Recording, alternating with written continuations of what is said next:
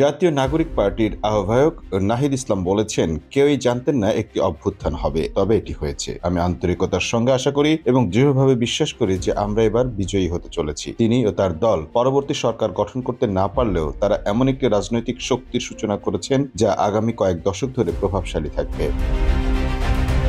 বার্তা সংস্থা এএপিকে দেওয়া সাক্ষাৎকারে তিনি সব কথা বলেন। শুক্রবার 7 মার্চ সাক্ষাৎকারটি প্রকাশ করা হয়েছে। গত বছরের জুলাই গণঅভ্যুত্থানের সবচেয়ে পরিচিত মুখগুলোর একটি নাহিদ ইসলাম। হাসিনা ক্ষমতাচ্যুত হওয়ার পর গঠিত অন্তর্বর্তী সরকারে যোগ দেন তিনি। সম্প্রতি সরকার থেকে পদত্যাগ করেন নাহিদ। এরপর তার নেতৃত্বে গত 28 ফেব্রুয়ারি আত্মপ্রকাশ হয় তরুণদের নতুন দল এনসিপির।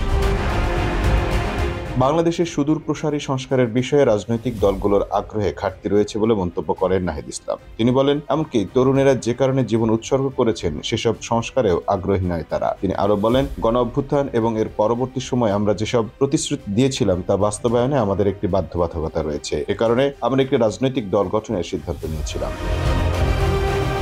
এনসিপি আহ্বায়ক বলেছেন, আমাদের বিরুদ্ধে নির্বাচন পিছিয়ে দেওয়ার ষড়যন্ত্রের অভিযোগ আনা হয়, কিন্তু এটি সত্য নয়। তবে এই নির্বাচনে পৃথিবীর শেষ নয়। আমাদের লক্ষ্য হলো এই শক্তিটাকে আরো 50 বা 100 বা এরও বেশি বছর টিকিয়ে রাখা। এনসিপি আহ্বায়ক আরো বলেছেন, হাসিনার পতনের পর দেশে আইন শৃঙ্খলা পরিস্থিতি স্থিতিশীল না হওয়া পর্যন্ত নির্বাচন আয়োজন সম্ভব নয়। এনসিপির আরেকটি লক্ষ্য হলো গণপরিষদ গঠন। এই পরিষদ বাংলাদেশের সংবিধানের গোড়া থেকে সংস্কার করবে এবং স্থায়ী গণতন্ত্র প্রতিষ্ঠা করবে। নাহিদ বলেছেন, আমরা একটি বৃহৎ ও অন্তর্ভুক্তিমূলক দল গঠন করতে চাই, যেখানে সবাই অংশ নিতে পারবে। Mamun Mahfuz, time news desk.